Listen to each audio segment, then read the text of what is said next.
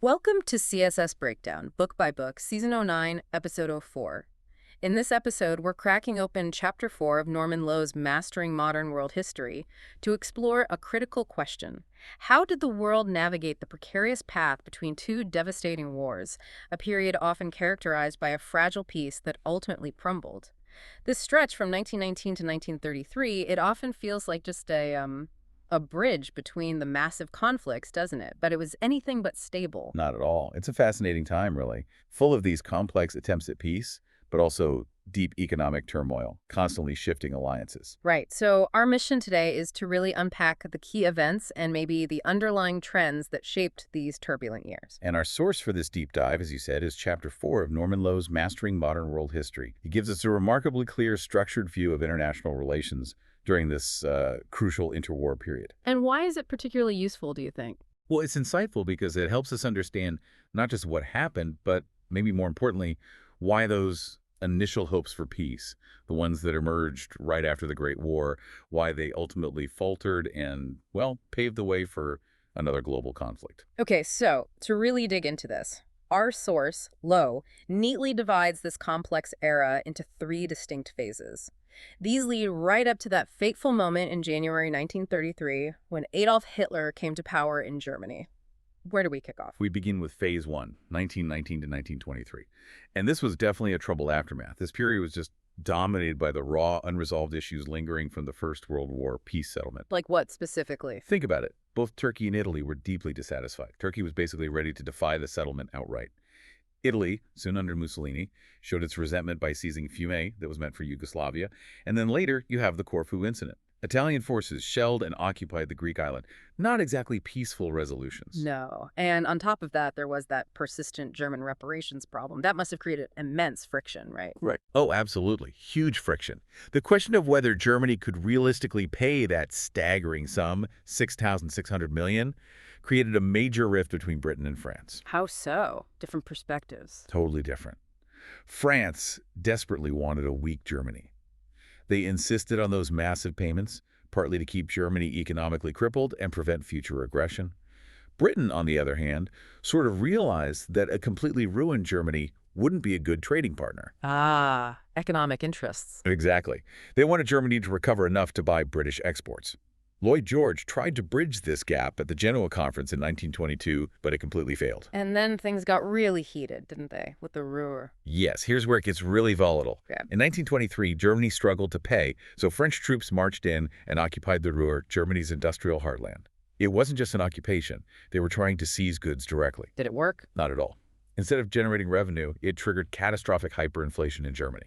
It essentially wiped out the value of the German currency, savings, everything. A complete disaster. A truly explosive start to the peace, then.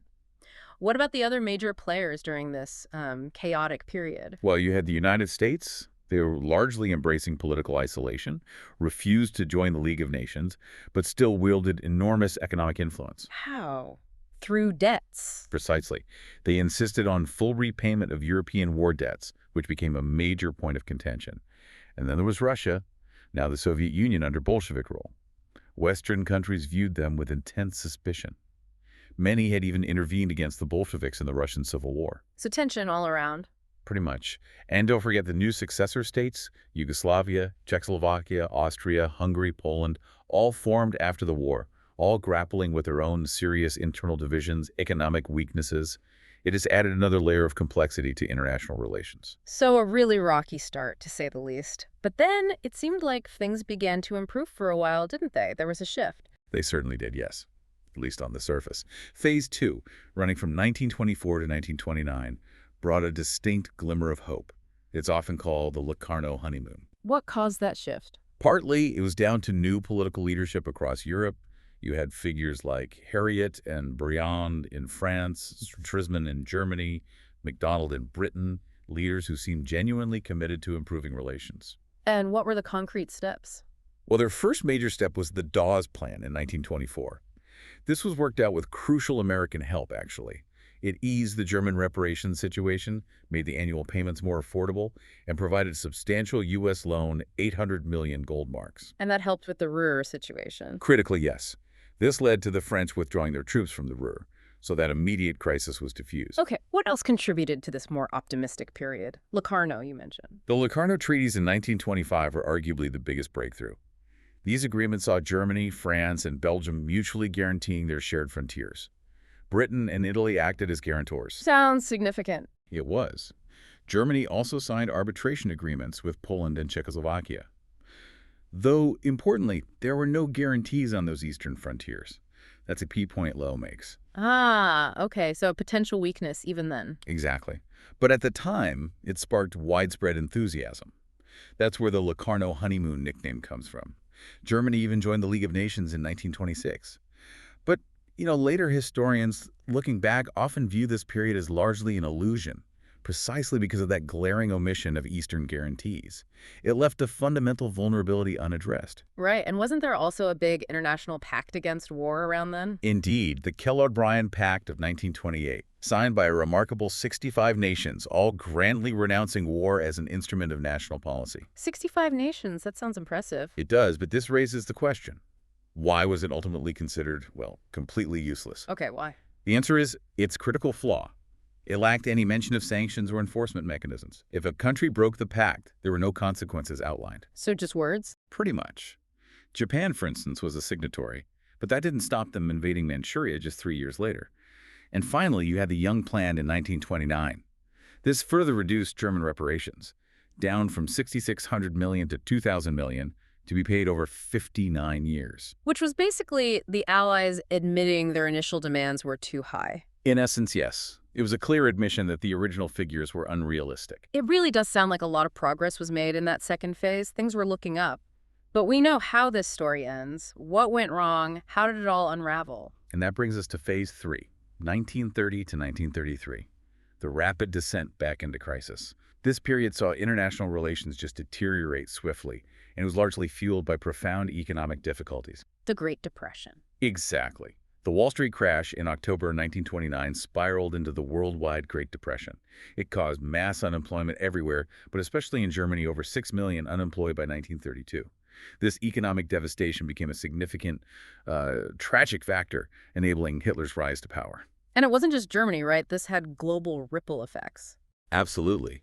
It was partly for economic reasons, Lowe suggests, that Japanese troops invaded Manchuria in 1931. They needed resources and markets. And the League of Nations, it proved completely helpless to curb that aggression. A major failure for the League. What about the disarmament efforts? That was such a core promise after World War I. Another critical failure, sadly. The World Disarmament Conference met in Geneva from 1932 to 33. Despite earlier pledges by all League members to reduce armaments, global arms spending actually rose significantly between 1925 and 1933. Rose. Why? Well, the British argued they needed more arms to protect their vast empire. The French, understandably alarmed by the surge in Nazi support in Germany, refused either to disarm themselves or to allow Germany equality in armaments. And Hitler? Hitler sensed that Britain and Italy kind of sympathized with Germany's desire for equal armaments, so he dramatically walked out of the conference in October 1933. Just a week later, Germany also withdrew from the League of Nations itself. Wow, that must have been a huge blow. It signaled the definitive end. Any remaining hopes for scaling down armaments, for collective security, for a peaceful future, they were pretty much extinguished at that point. So we've mapped out this timeline, this roller coaster from fragile hope to crisis.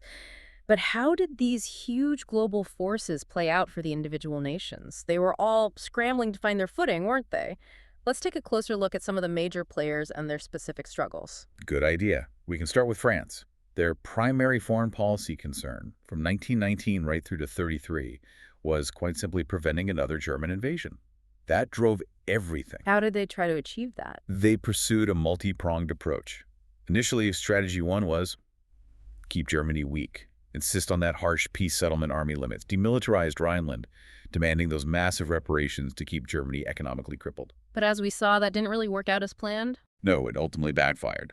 The disastrous Ruhr occupation, the hyperinflation it caused. It also highlighted that fundamental difference in how Britain and France viewed Germany's recovery. Britain needed trade. France prioritized security above all else. Okay, so what was strategy two? Strategy two was building a network of alliances and trying to strengthen the League of Nations. They formed the Little Entente with Poland, Czechoslovakia, Romania, and Yugoslavia. Sounds strong on paper. On paper, yes. But in reality, these states were comparatively weak. It wasn't the strong bulwark France really needed against a resurgent Germany, and their push for a strong league with military enforcement powers that was continually courted. By whom? Well, Wilson's vaguer version of the league was adopted initially, and crucially, Britain rejected the Geneva Protocol, which would have given the league real teeth for enforcement.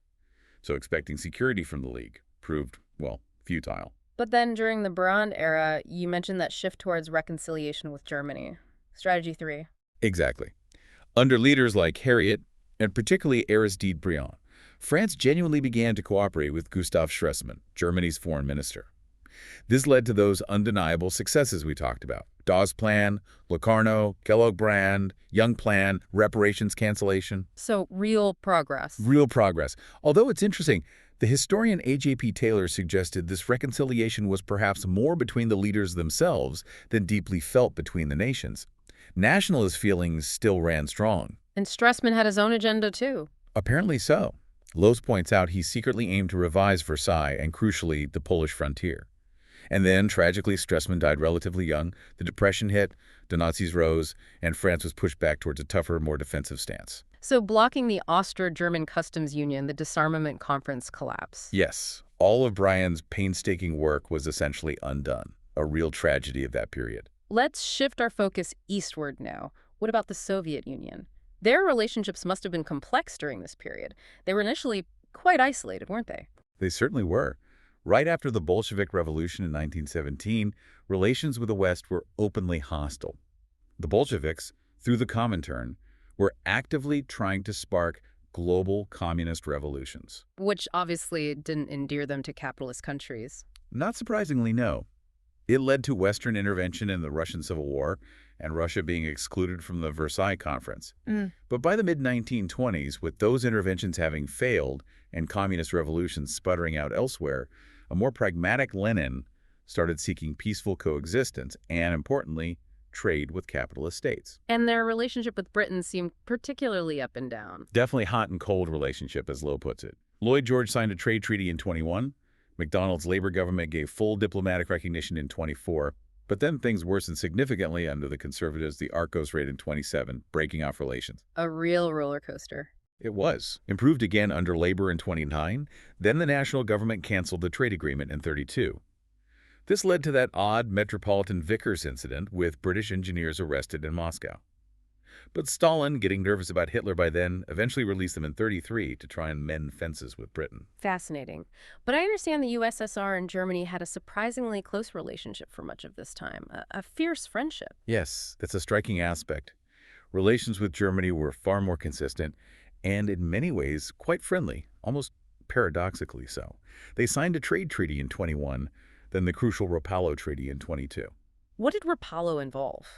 It resumed full diplomatic relations, canceled reparations claims between them, and allowed for cooperation, particularly against Poland, whom both saw as a problem. But the really significant part, highlighted by Lowe, was secret. It allowed Germany to build forbidden weapons factories and train military officers in Russia. Circumventing Versailles. Exactly. A direct violation of the disarmament terms. The Treaty of Berlin in 1926 renewed this fierce friendship. This secret military collaboration allowed Germany to rearm stealthily years before Hitler made it official. It had a huge impact on the balance of power. Undermining the peace efforts right from the start, basically. Absolutely. Relations did cool around 1930, though, with rising German nationalism and Nazi anti-communism becoming more prominent. That's when Stalin started looking elsewhere for potential allies. And France and Russia, they'd been allies before the war. How did that relationship evolve? Well, the Bolshevik takeover was a massive blow for France. They lost a key ally against Germany overnight. Initially, France saw the Bolsheviks as a menace, intervened in the Civil War, helped Poland fight Russia in 1920, and make sure Russia wasn't invited to Versailles. So, hostility at first. Definitely. Diplomatic relations were only resumed in 1924 under the more moderate Harriet government. But real rapprochement, a genuine warming of ties, didn't really happen until the early 1930s, when both nations started sharing a growing alarm about Nazi Germany. Common enemy, yeah. Right. Okay, let's move to Eastern Europe, those successor states. These new nations that emerged after empires collapsed. Why were they so unstable, despite being founded on principles like self-determination? Well, Lowe points out they were born with deep inherent flaws. Firstly, self-determination sounds great, but there were just too many different nationalities mixed together.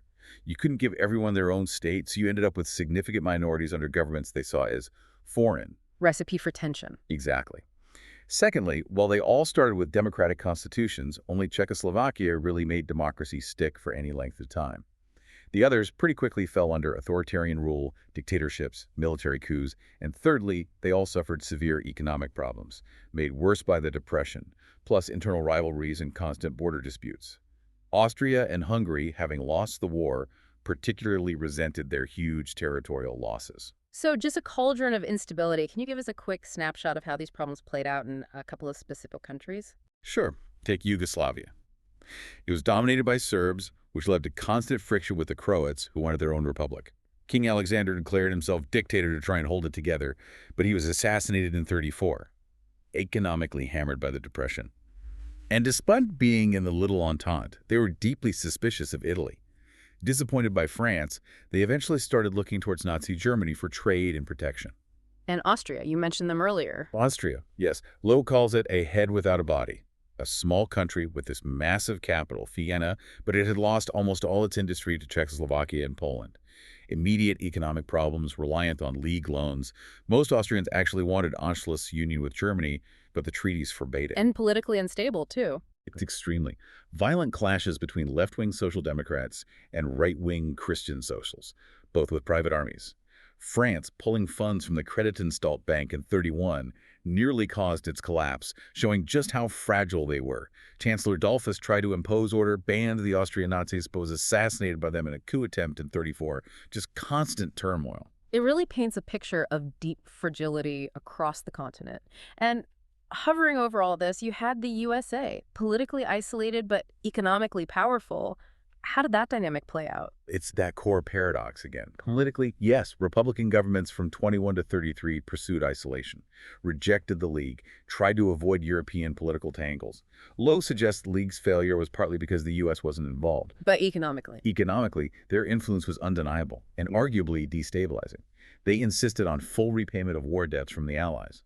The Allies, in turn, relied on German reparations to pay those debts. So you get what Lowe calls this ludicrous situation. America lends money to Germany. So Germany can pay reparations to France and Britain, who then pay their war debts back to America. This whole cycle, plus America's high tariffs making it hard for Europe to sell goods there, significantly contributed to the worldwide economic crisis.